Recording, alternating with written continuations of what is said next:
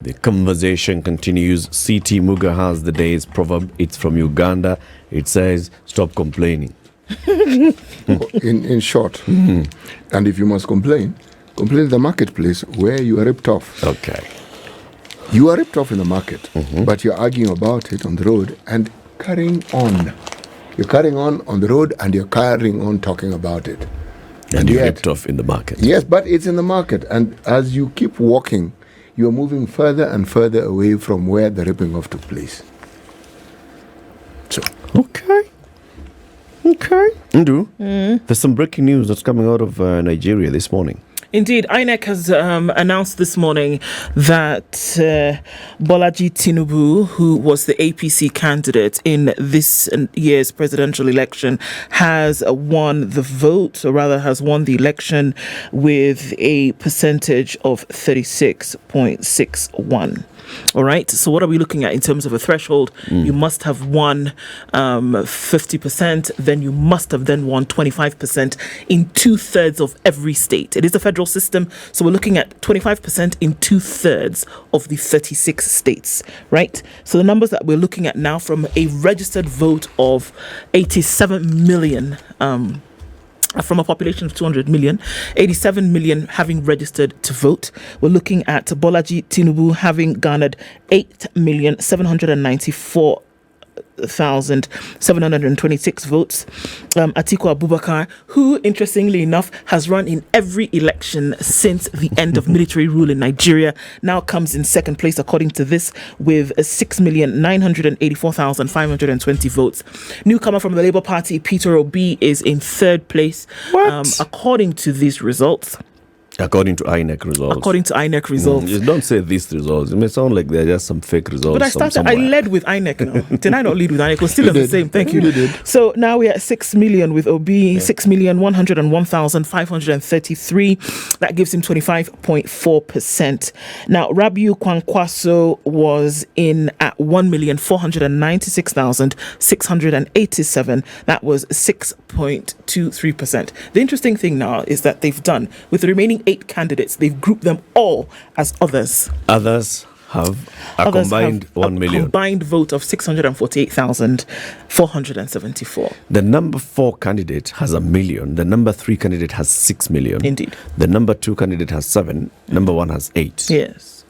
Now, these are the discrepancies that many of the parties, the 11 parties apart from APC, which is the others, the 11 other political parties apart from the All People's Congress of Nigeria, which is the party that Bolaji Tinubu ran under, which is also the party of outgoing President Muhammadu Buhari.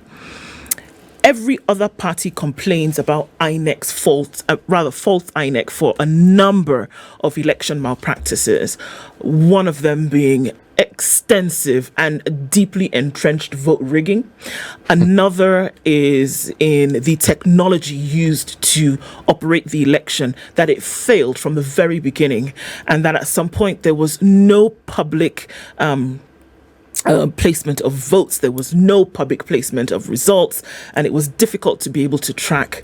There was also severe manipulation of the votes. We saw quite a number of examples of ballot papers and collective papers from constituency polling centers, many wards having then been manipulated by hand, and there were very, very many examples of this. How is it possible, for example, that in Lagos, one of the questions that has been sent out, how is it possible that in Lagos, which is the stomping ground of Bolaji Tinubu, former governor of Lagos, that Peter Obi won the vote in Lagos by a slim margin, but all the same won the vote. Won the vote. Melting pot of Nigeria. Another state would be Plateau State, which is the middle belt of Nigeria. Again, Peter Obi won the vote there. And the question is, how did this not then topple the apple cart in terms of numbers? Because we're looking at high numbers in terms of votes and population, as well as electoral activity has always been high historically in these two states of Lagos and Plateau. So those are some of the questions that are being asked right now. All political parties, save for APC, are rejecting the results of this So even declaration by PDP is INEC. rejecting the result. PDP is rejecting the And results. what are their reasons? What are the grounds that PDP is using? PDP is the party that was in power before Muhammadu Buhari. PDP is the party upon which Goodluck Jonathan came into power. Atiku Abubakar, interestingly enough, previously was an APC member and then moved to PDP, which is where he thought that he would then be able to, win the vote. Unfortunately, sixth time, not quite the charm for him. But he also felt that this was very difficult. In the stomping ground of Muhammadu Buhari, which is Buhari, Atiku Abubakar won with a landslide. And so these are some of the questions that he was asking as well, that why is it that he seemed to have gotten he seemed to have been the darling of the populace when it came to a vote, but then was not able to garner this, in some other areas where he felt as though he had received quite some, or he had received quite some admiration. Did the voters do that thing that the voters do? Because even look at the Labour Party candidate. What's his name again? Peter Obi. So Obi, all the chatter on social media, even when we were observing from here, just seeing Obi, and then they call it Obi stands. We are obedient.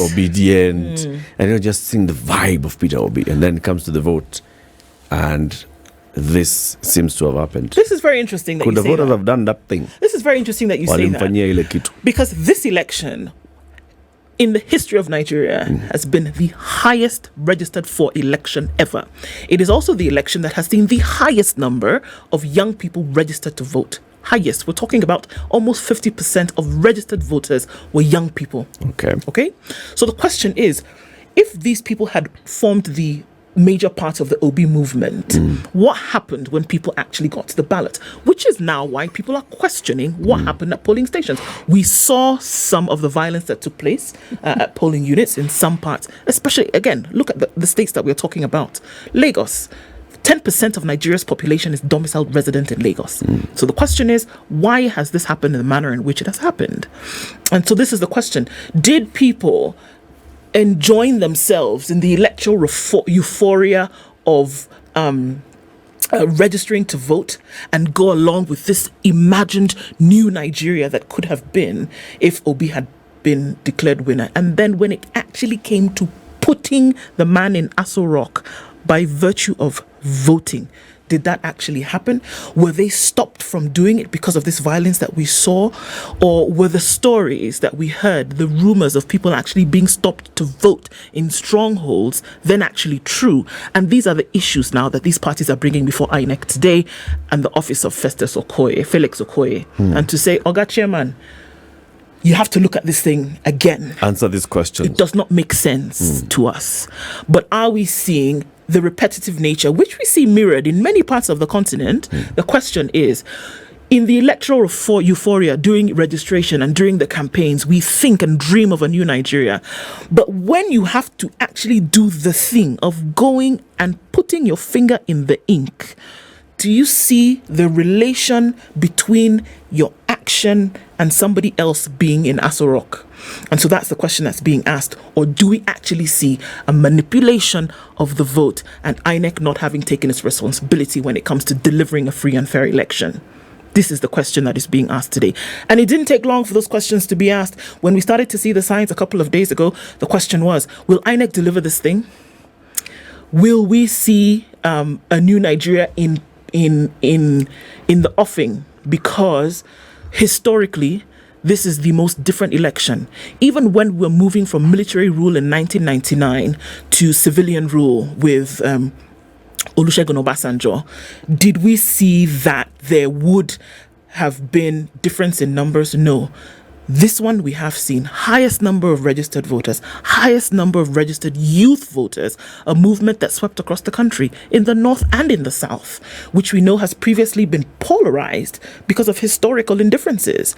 But today, the question continues to be, which we're looking for and chasing after a certain kind of democracy, do the people actually understand what the power of the vote actually means and actually physically coming out? So those are questions that are being asked. What is going to happen over the next few hours in terms of the demands that these political parties are making of INEC will be very interesting to see. in terms of who will reject and who will accept what. But we know already that the 11 other political parties have said an absolute no. This election was a sham, and they're not going to allow the results as they currently stand. 8 million votes, you said?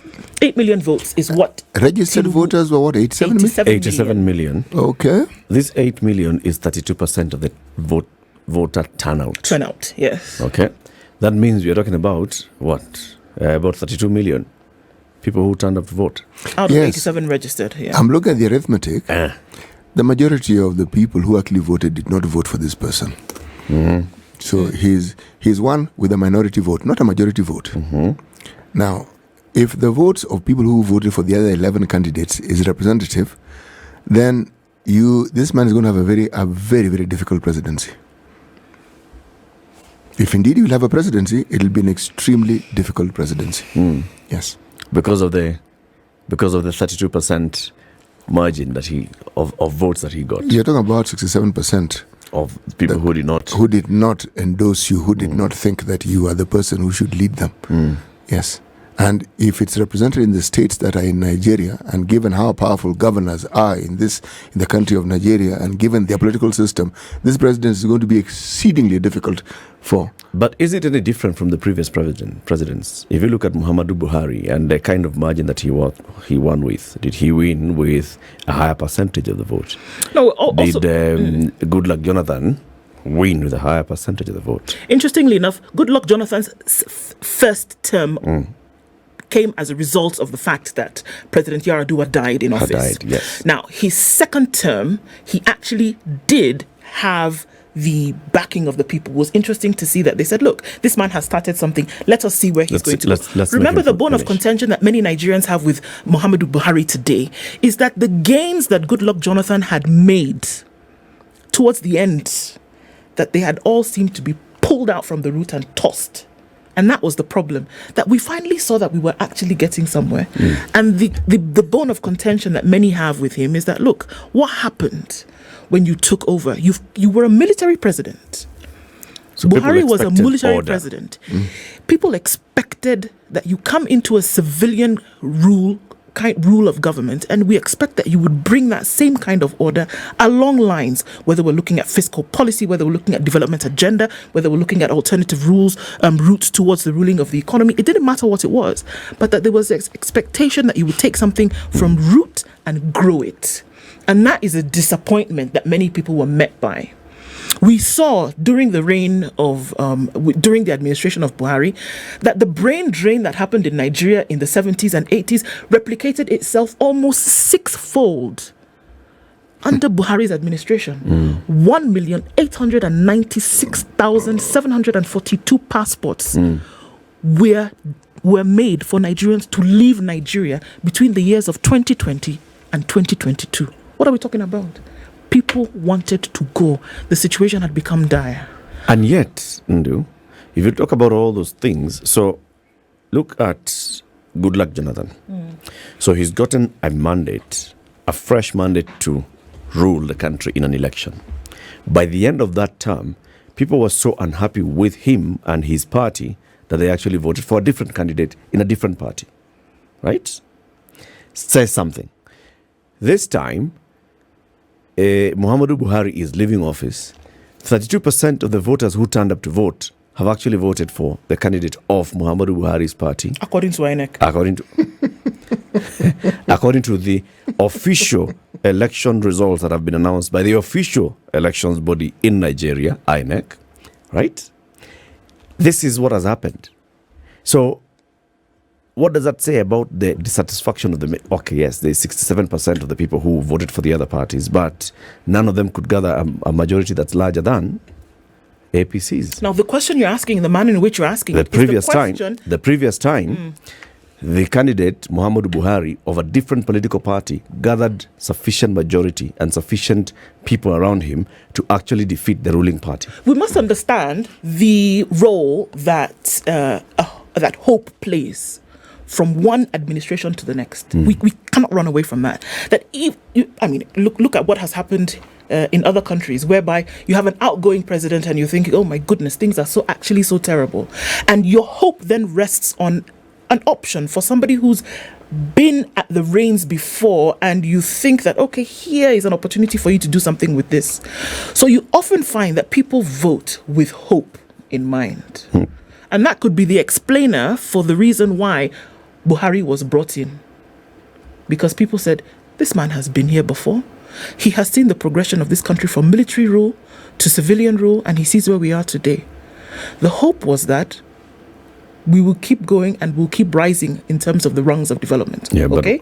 Now, it didn't matter who was there before. It matters where you're going. It matters where you're going, but also you look at where you're coming from. If you're very, very happy with the current president and you're very happy with the current administration by this political party, then you will go for... But look at political habits. You'd go with hope because you feel that this one we are doing okay. So we can do better. Yeah, we can do better with the same. Yeah. We can do better with the same. So you go for continuity. If people are going for change, it tells you something about their satisfaction with the status quo. They want to change the status quo. They wanted to change the status quo from the Goodluck Jonathan party and leadership. And they wanted this new guy from this different party to try him out with the hope that this one would be better. But look at history. Even look at the times before Christ. Isn't it that had we known, we would have stayed in Egypt, kind of thing? That what we had with us at that time, when we complained about it, we actually did not know that it was better than what was coming. That we actually thought that the situation in which we're going to get into was actually going to be better. And then when you get there, and the expectation lay heavy on the shoulders of the one that was coming in, because you hope that they would see, again, hope, that they would see and say, okay, maybe we can actually get better, only for things to get detrimentally worse. Yes. That's the thing, that unfortunately hope then does not prescribe a reality. Hope prescribes the ideal. The reality is something totally different. We cannot run away also from the health challenges that Buhari faced in the first year of his in the first 4 years of his presidency. The second term is when you started to see that he got his health back. Many said that in the first 4 years of Buhari's presidency, he just was not present because unfortunately he was not well. He started to get better towards the end, and voila, we are in 2023 and it is over. Many would say, okay, maybe that's the reason why, but the truth of the matter is that things got detrimentally, and I'm being nice, detrimentally worse with the economy over time. Debt through the roof, poverty index sinking lower than it has ever been before, fiscal policy out the window. I mean, how many things do we need to... We talked about an energy situation that was already bad, and then it went from worse to even worse. So these are the things that we are looking at, and many factors could be blamed for that. But then again, people were saying, at this time, February 2023, can we then get an option where it's going to take us out of that pit which we currently are? What was the slogan for many people? Niger, it cannot get any worse. It cannot get any worse. But for many today, the cry is that it has gotten it's going worse. To get worse. You know what is of interest, huh? As you're speaking, I'm thinking of Kenya, and I'm looking at how the repealing of Section 2A in 1991 at a KANU meeting in Kasarani ushered in what we refer to now as a multi-party era. Okay? And it also introduced something very interesting, presidential term limits. It ushered it.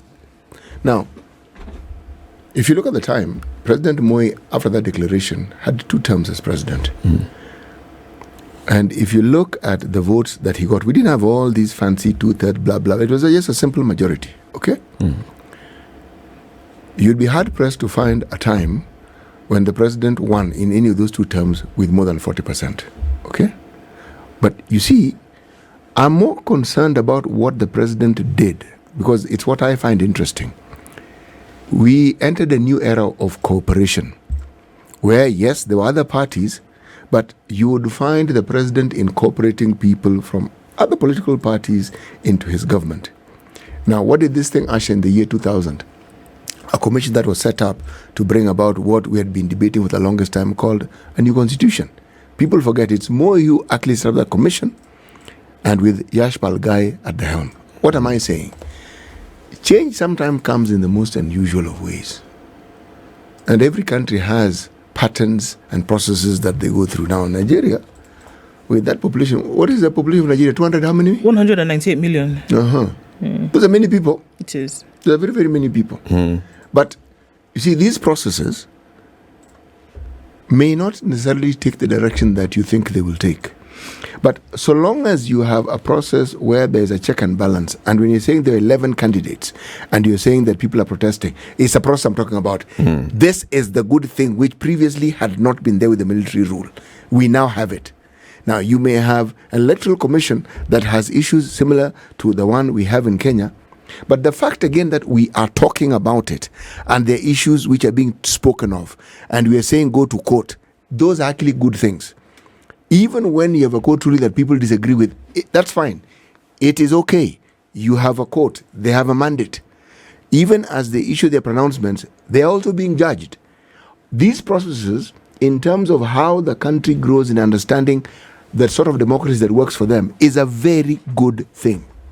Because they're working out their own democratic processes, perhaps not with fear and trembling. In this case, it's a lot of hunger and tribulation. But it is the process of working things out. So it is not all bad. No.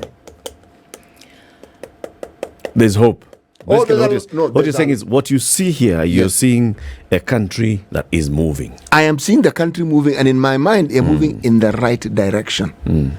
Because in the time of military rule, if such a thing were to happen, would you talk about it? What? Would you discuss it? Say what? Precisely. No, you wouldn't even know. It wouldn't even happen. Let's be honest, that you wouldn't even be able to think about it. It's that when an election took place and you went to vote, but you didn't even see your vote anywhere, that the assumption was that, you just carry on. The same Muhammad Buhari that we're talking about, that was president. So, I understand what you're saying, that the progression of whatever prescribed or self-defined democracy that we're talking about is actually to be seen here. Because again, what are we looking at? That during this election, between Saturday and yesterday, we saw people actively, when I say actively involved in the process, asking questions in a manner in which would never have been asked before. That Nigerians then being we talk, make noise, but now being actively involved in the process. Actually turning up and asking questions, interrogating a system, being bold enough to speak directly to Felix Okoye and say, Oga, what's happening? You see? How far? Things that would never have happened before. Something to be said, though, about the turnout. So, 80 million, how many? 87 million registered voters. 87 million registered voters. This is the highest number of registered voters, okay? Ever. Previously, there were 70 million or so? No. The number that was given before this was 56. Now, if I can just stop you there, just to give you 56 million. You know why? There's also the argument here that's coming from other quarters that there was a lot of attention that was paid to registration of your PVC, okay? Personal voter card. Get your PVC, get your PVC, get your PVC. So it almost became a mantra. Get your PVC. Okay, so now you have your PVC. It's like your voter's card. It is a voter's card, that's what it is. So now you have your PVC. There was no attention as per, okay, now turn out to vote. Use your PVC to actually... So the conversation started and stopped at get... Because the thing is... Get your voter's card. Translate. Now that you have your voter's card, we don't have... Can you get the people onto the... Thank you very much. So I see the progression that we're talking about. So now that you understand your role in this thing... So you almost increase the voter turnout by 30 million people for this election. Now, if you look at the voter turnout in the previous voter registration, voter turnout, if we look at if 8.7 is 32%, it means that the voter turnout was what? In the ranges it's less than 50%. Less than 50%. Okay. Yeah. In the last election of 2019, Muhammadu Buhari won with 56%, but the voter turnout then was 35.6%. In 2015, when he won the first term, the voter turnout was 44%. So you can imagine there's always less than 50% of the folks who have registered who that actually turn out to vote. It's a conversation that ought to happen here. Why would you have such a huge number of people who are registered to vote not turning up to vote? For me... And what does it then do to the winning candidate? Absolutely. And for me, that is the conversation that needs to happen. Because how does you registering translate into putting your preferred candidate, for example, in Aso Rock? That's the question.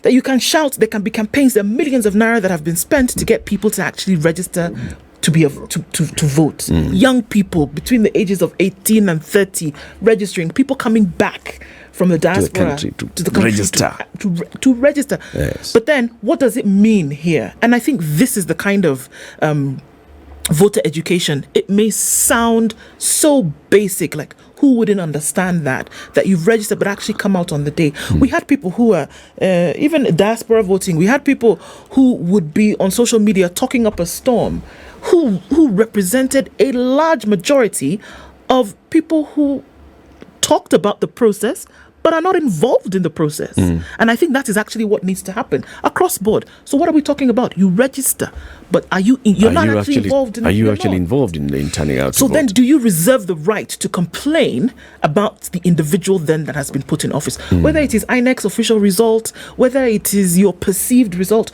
Do you reserve the right to complain if you registered but you didn't turn up? If you did, or if you're a candidate, you actually were not able to mobilize your supporters to become voters, where is a gap? Because very many of the people that we're talking about, very many youthful people registered to vote. Very many of these youthful woke people, even those in the diaspora, working class, who are going for the Labour Party candidate, appear to be like the bastion of the support for the Labour Party candidate. Did they turn out to vote? Did they? And what happened? This is a conversation to have. Nasser Lalji is saying, you guys, is there any one country in Africa where this Western style of elections work? The debate should be on whether the process is necessary. Look at the wastage of public resources, and the results are always challenged. For that matter, it's not even working in the US. So, this style of voting and all, is it about time that we looked at it as well? Actually, so Nasser Lalji is saying, let's take a break, City. When we come back, we'll discuss that.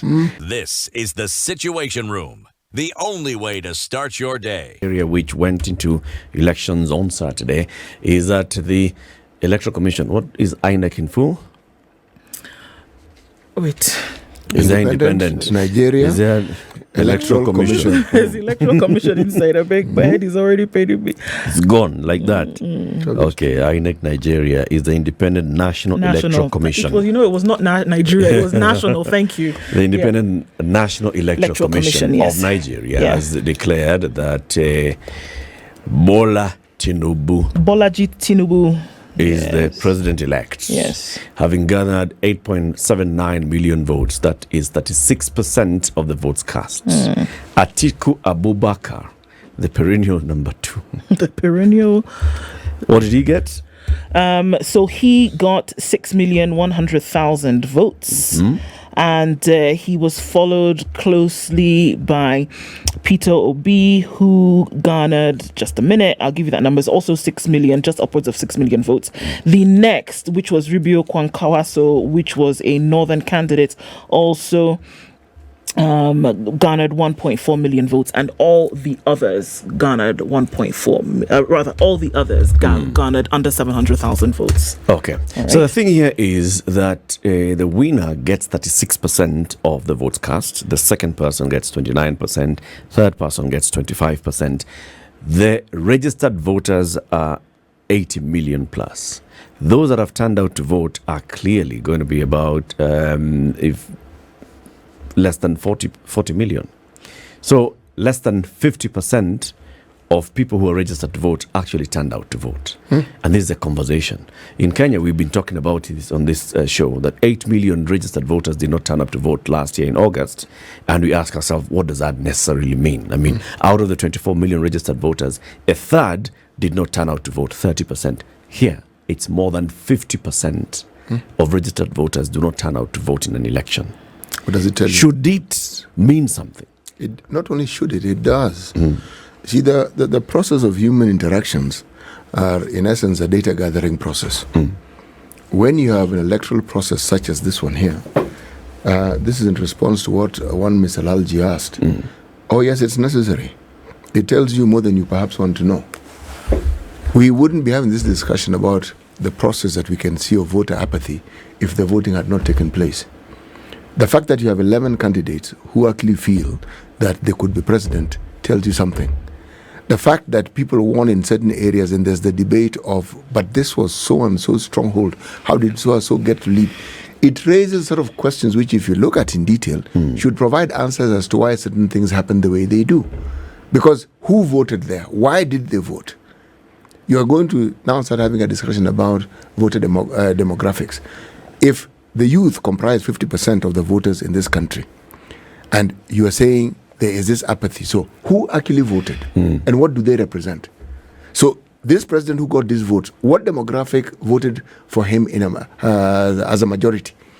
All these things are important because this is how you get to understand yourselves as a country and how it is that your people respond to things.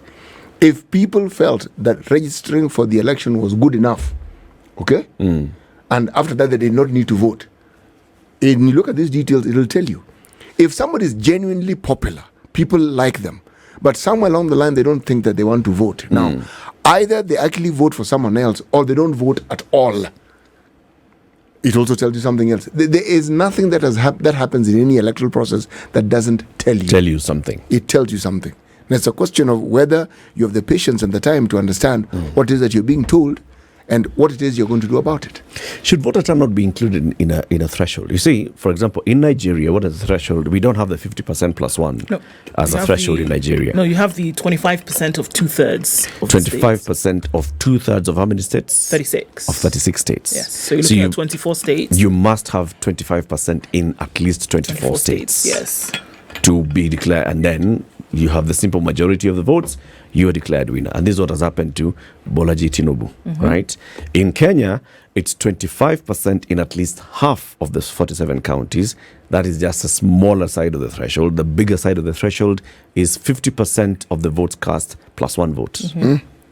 So you must have the majority of votes cast, not just a simple majority among all the candidates. No. And that's a huge threshold. It is. Now, should another threshold be added of looking at this election shall be declared valid if X percentage of registered voters turn out to vote? Actually, your point is precisely it. Should you then say, for instance, that if we go below a certain threshold, we repeat the election? Yeah.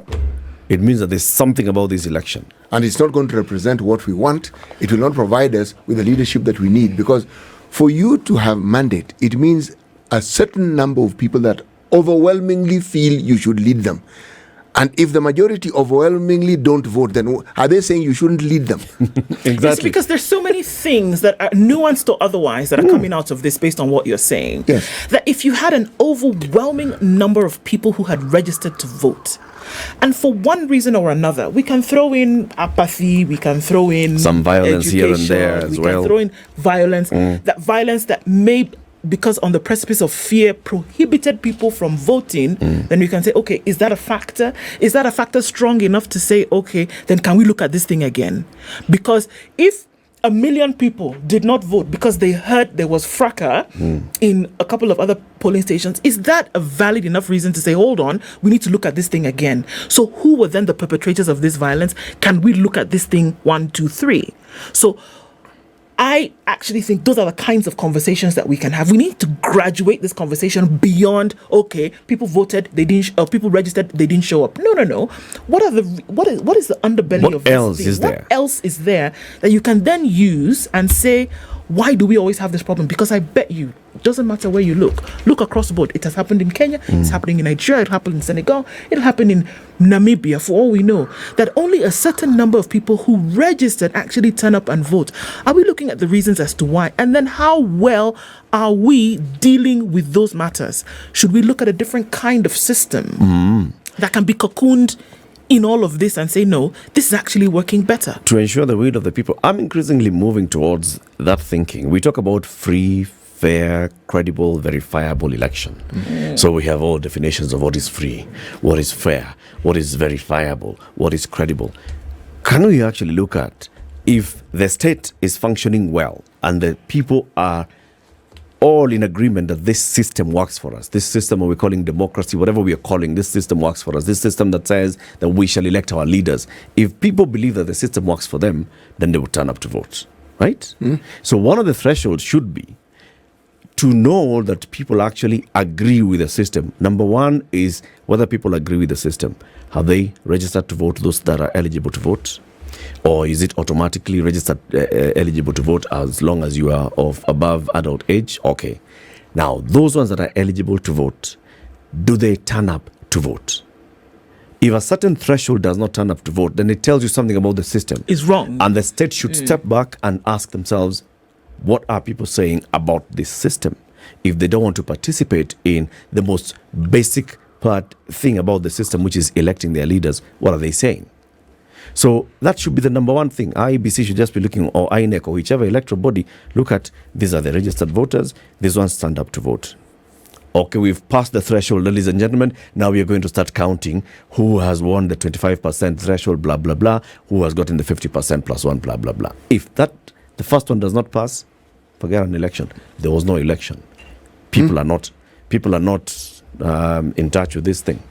They don't approve of it. That thinking in my mind is progressive, because if you can't pause and understand why it is the very people you are purporting to want to lead are actually speaking to you and you're not hearing. When people don't vote, they're speaking. Because essentially they do not see the need for whatever reason. All these campaigns and all the money that is spent represents the attempts people make to get people to understand that not only should they vote for them, but they should also vote. Okay? But before that, they tell you, register so that you can vote. Yeah. They do all that. And then they don't vote. So this is the thing. What does that mean? I mean, exactly. It's a big thing. So this is why I actually agree with what Nasir said here, because look at the registration exercise that took place for about 1.5 years towards the election in Nigeria. It became PVC, register. INEC spent billions to get people to come out of their whatever and register. Come and register. Get your card, do your thing. People went on personal campaigns. Corporates went on campaigns to get people, because they understood the power that a vote actually wields for the individual. So then it only makes sense that if this process that you spent blood, sweat and tears to actually get 87 million people to finally register, then over 50% of them do not come out to vote. Doesn't it only make sense that you want to ask yourself, okay, why? Where is the disconnect? And it is so soon afterwards. I mean, so soon. We're not talking about registration that was taking place in 2012. No. And an election in 2023. People were registering for PVC until the 14th of February. Yeah. So what are we saying? Then that process that you've spent all this time, then they actually don't. Then what is your job? On the day of voting, more than half of all those people who did this thing for the last 365 days until our ears were tired. Okay. Why didn't they vote? And you're not asking yourself, it doesn't bother you. Your own is just to come and announce results, pack your load and all your papers, burn them, close the office and go. Until next time. Until next time. No, we must be able to do better than that. Consider the efforts were rewarded. They got many people to actually register, isn't it? So what else could they have done to get people to actually vote? Now, this is the thing that I'm saying. Your job as the election commission is not just to get people to register. You're supposed to carry out an election, right? And the people who help you to see the results of this election is this population of people who are registering. Now, the people who are giving you the fuel to move this car are not coming out. Hadn't you better ask the question? Okay. Why don't we go with Lalji's question and ask? Remember a while back I was talking about the limited instant runoff and the voting system of limited preferential voting that we see in Papua New Guinea. Okay. If individuals do not have the time or the notion to vote, should we allow communal voting? Meaning? You vote, you represent your estate, your family, and the process by which you represent. So, your clan. So me, when I arrive, Umekuja, I'm representing that street I live in. Full. Yes. That sort of voting, if you look at how people determine which city to hold the Olympics in, it is similar. It's not as though all the countries go to vote. No. There are people who actually go and represent that particular region, isn't it? If you look at the electoral system that the Americas have, there is what they call the what? The delegates. Yes. Okay. Now, if you look at that particular system, Again, it's representation. Oh, the college votes. Yes, the college vote. Yeah. The collegiate vote. It's representation. Yeah. And there is a popular vote, and there's this. Yeah. There are ways in which you can actually have that representation. Now, there'll be arguments against it and say, this collegiate thing, this is pre-rigged because people go and vote in large numbers. And you know the guy. Yes. You know Eric is the guy who is voting for. So this one already knows. Wait. This one is even more interesting. It's weighting. The weighted votes. Weighted votes. Yes. Yeah. So there's some places where this person represents more votes than the other person. Yeah. I mean, there's all these discussions. It's corruption. This just shows the diversity of systems which actually exist. If it happened here, it would be labeled as corruption.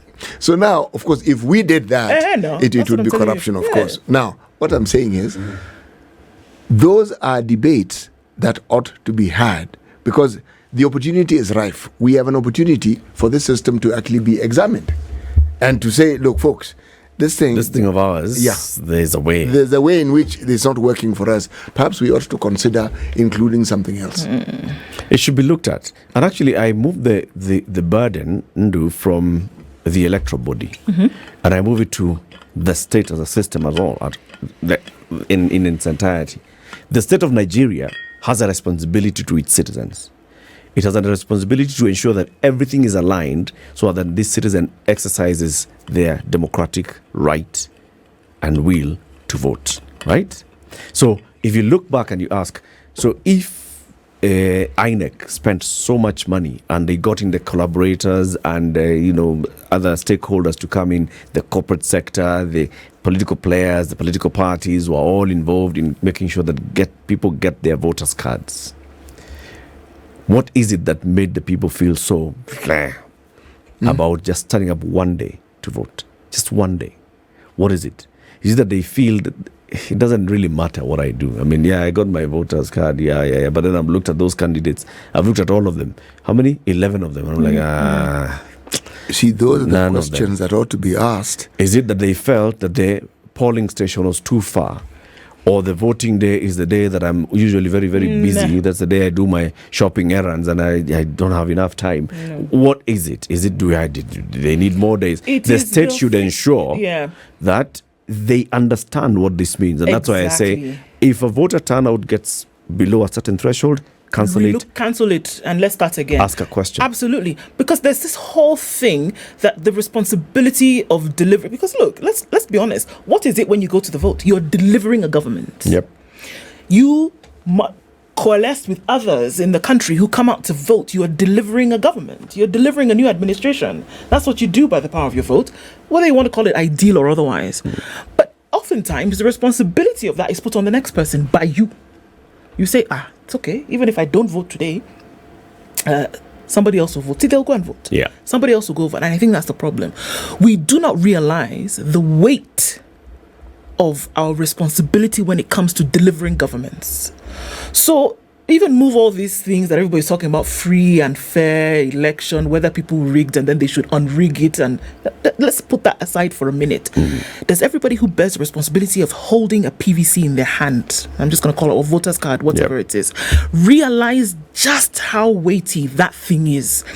That it is you then who goes from this level to the next. And I think that is the conversation that we need to be having. Yep. We cannot come and be complaining 44%, 35%, 32%. Then we come to 32% again in 2023. And you're asking yourself the same question and you've been operating in the same way. And then you expect that everybody now, 100% of the people who've registered will come and vote. It cannot happen. People, the likes of Ambassador Koki Muli, have been calling for this kind of education. And I think it is something that needs to happen far and wide. That I agree that states, because if you look at Nigeria, the federal system and how it's built up, you have the state government, so you have the governors, the demigods that Citi likes to refer to them as, and then you have your overall federal government. The federal government has left the administration of duty to states. Go ahead and do your thing, revenue, etc., etc. But there's still the overall responsibility of making sure the country as one runs. And I think this lies directly under the ambit of the federal government, that you must understand, look here, guys, we have INEC who needs to deliver elections and sort out boundary issues for us. However, do we understand our responsibility? Yeah. But then again, there's so many things that need to be tinkered with before you get a sense of that kind of responsibility. The question will be, you have to start from far, because if people understand the power of the vote, I mean, if people are very directly in touch with the power of the vote, it means that even when they are feeling that the government is not serving them, then they know that this is how I'm going to change the government. Exactly. I put that you this here. is how I'm going to remove the government and change another one. I pay you. If they feel that the system as a whole is not working, then this is how I'm going to change the system. I can overhaul the system. Let's look at some of these comments. Andrew is actually saying, okay, so let's even look back at Kenya, all right? President William Ruto was declared winner after garnering 50% plus, was it 8,000 votes or was it something, right? Million, Baba. 8 plus 8, no, 50% no, the plus. What's the plus, aha. The margin was something above the 50%. Yes. But then, was it? That's the question that has been asked. The number of eligible voters who did not even register as voters should also count here. Yes. He says 40% of the eligible 18-year-old plus Kenyans failed to show up. Right? Yes, they did. Those that were targeted, the 6 million that were targeted by IEBC to register as voters, only 2 million turned up to vote. Yep, 4 million did not. 4 million did not. Those Kenyans in the diaspora who were also eligible to actually register as voters did not end up registering as voters. And many who were registered voters did not end up voting because of, all these logistics and all. So, if we can say, we count all that, Andrew says, actually, the winning candidate in Kenya got 30% support from all eligible voters. Yes. In that case. Yes. Now then we ask ourselves again, okay, so... mandate? Is that sufficient mandate? If we ask ourselves the deeper questions.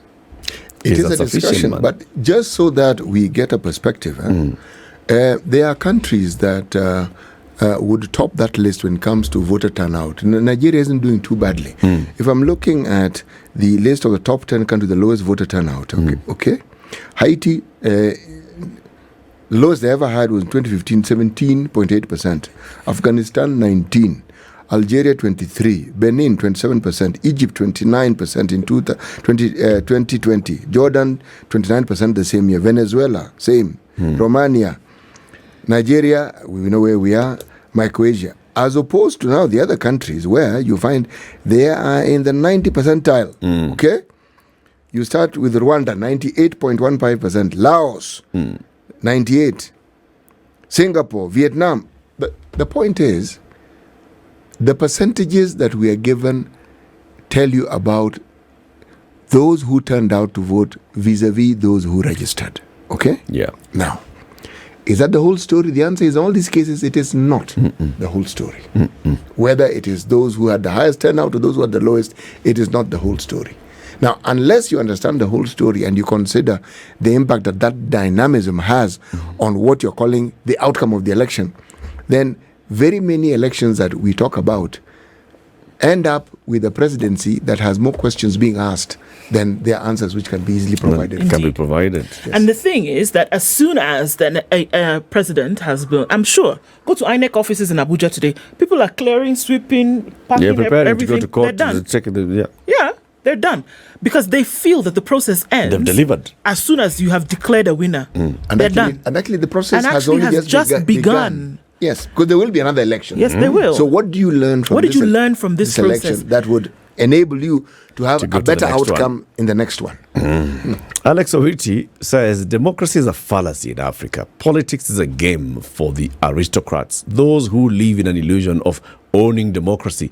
The choir stopped Kitambo. Kitambo.